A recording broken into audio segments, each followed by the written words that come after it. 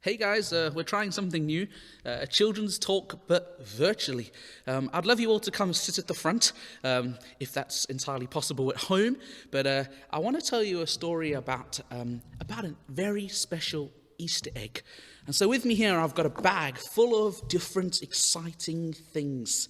Can you guess what might be inside this bag? Some of you I know, you've kind of already worked it out.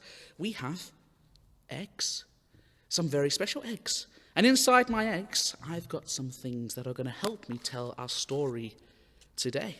In our first egg, we've got some pictures in here. And I want you to help me try and work out what this story might be all about. Our first picture is that of a donkey. I trust that you can see our donkey okay.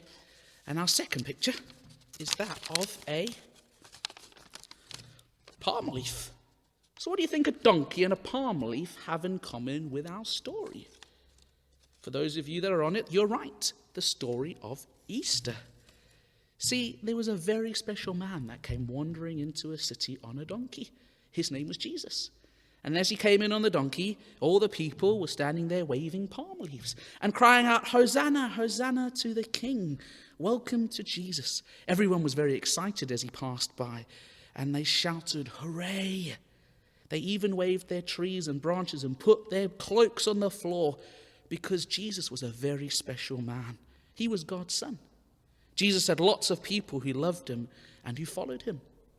Let's see, I've got another egg here on our second egg. Let's see what's inside this one. We have got another picture. Maybe you can help me out with this one. What do we have on this picture? This picture has something to drink and something to eat, a cup of wine and a loaf of bread. Now here at church, we get to celebrate something special with a cup of wine and a loaf of bread, and that's called communion. But Jesus was riding on a donkey into a town called Jerusalem to have a very special meal with some of his friends. He was going to drink wine and eat bread with them.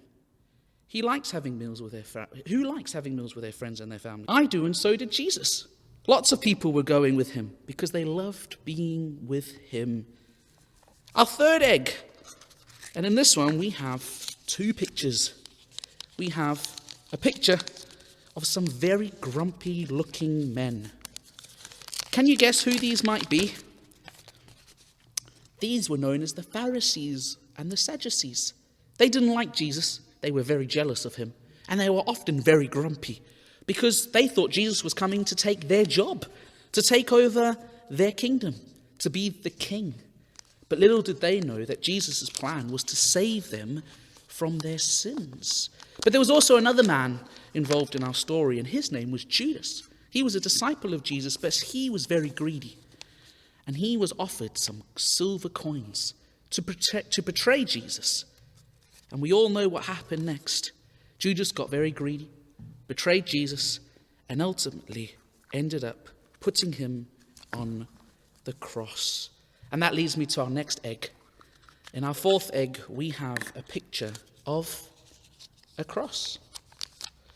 We also have one behind us over there.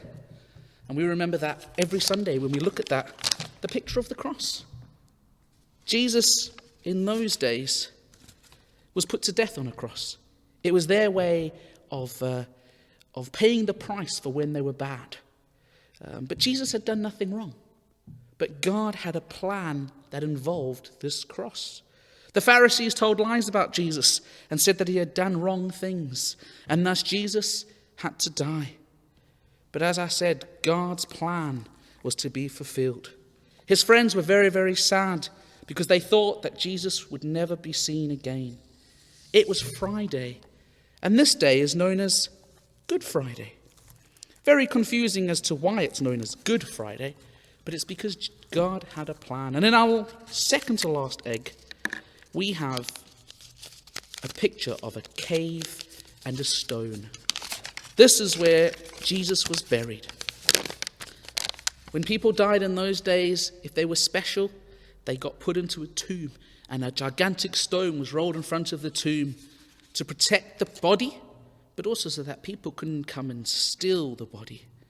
But Jesus and his friends sat outside, Jesus' friend sat outside this tomb and was very upset. They cried and they longed to see Jesus again. It was a very sad time. But then it was Sunday. And this Sunday morning, some of Jesus' friends ran back to the cave to sit there and to think about Jesus. Their hearts were heavy and they were really sad. But when they got there, they saw that the great big stone had rolled away. The cave was open. And just like my egg, it was empty. Where was Jesus? They didn't know. They wondered maybe someone had stolen him. They were very confused. One of his friends called Mary suddenly heard a voice behind her saying, "Mary, Mary." And when she turned round, it was Jesus. He was not dead anymore. He was alive. And that's why at Easter time, for most of us, we get something that looks a bit like this, a chocolate egg. We look forward to Sunday morning where we get to wake up and open these and fill our bellies with delicious chocolate. But when I look at an Easter egg, what I find fascinating is most of the time when you crack this open, it's empty. There's chocolate all around on the outside, but just like that tomb, just like that cave, it was empty. And for me, it's a great reminder of what Jesus did for us. He died, but he didn't stay dead. He rose again so that we might have life in him. And at Easter time, particularly this Easter time, it's really important for us to remember that Jesus died for us, but he rose again because he loved us. I hope you have a lovely Easter. Enjoy eating your Easter eggs, and God bless you.